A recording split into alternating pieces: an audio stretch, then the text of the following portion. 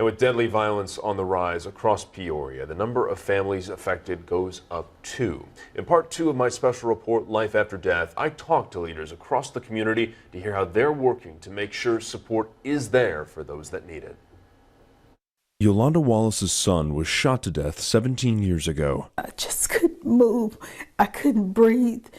I started having sharp pains. Since then, she's channeled her grief helping others suffering violent tragedies. She wants to bring more attention to the widespread issue of deadly youth violence. Peoria County Coroner Jamie Harwood recently declared homicide as the leading cause of death for African American men 15 to 34. Nationally, it's the third. I think we're missing the mark to continue the long-term healing process that needs to happen here. The city of Peoria is giving money to local groups who work with those living in neighborhoods overrun with gun violence. Mayor Rita Ali's 15-year-old great-nephew was killed in a shooting last November. You feel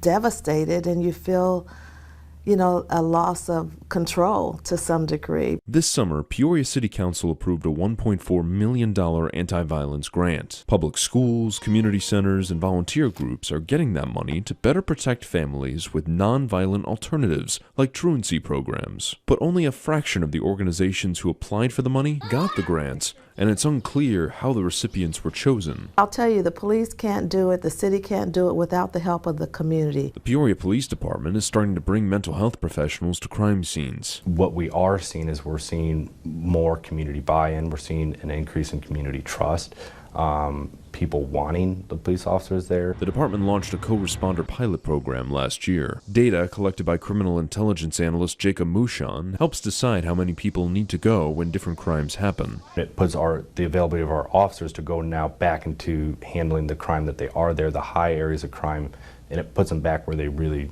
need to be. The program was passed with the help of Peoria State Representative Jahan Gordon Booth. She and her husband, Derek Booth, are no strangers to gun violence. Their son was killed in 2014. When they came in and just shared with us that he was gone, it was, just like life paused. It was just a moment you never forget.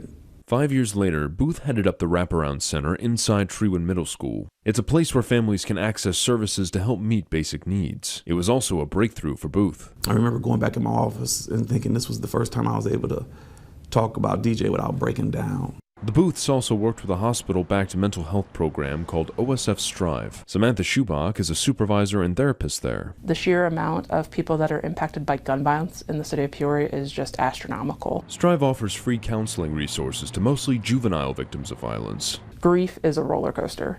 It just goes up and down, and it will hit you at the most awkward or inconvenient of times to impact you. Handling that grief goes beyond the clinical. Pastor Devereaux Hubbard presided over the funeral of every young man killed in this story. A longtime Peoria resident, he calls it an all too common occurrence. I think there has been a narrative, there has been a script that has been accepted within our community of we don't snitch, we don't tell on others. It's a script that leaders want people to move past and find healthier ways to recover from.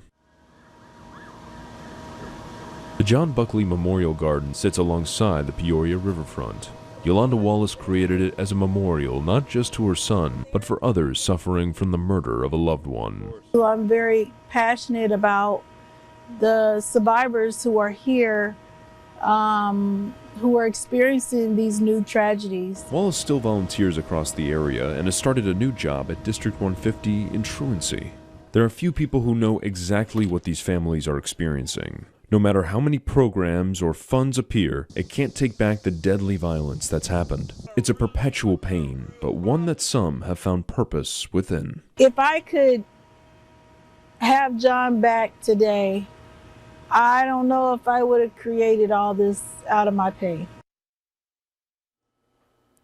Thank you to everyone who is willing to sit down and share their stories with me. And you can find this full report online at 25newsnow.com. That's also where we have a list of the resources that we talked about over the course of these two parts.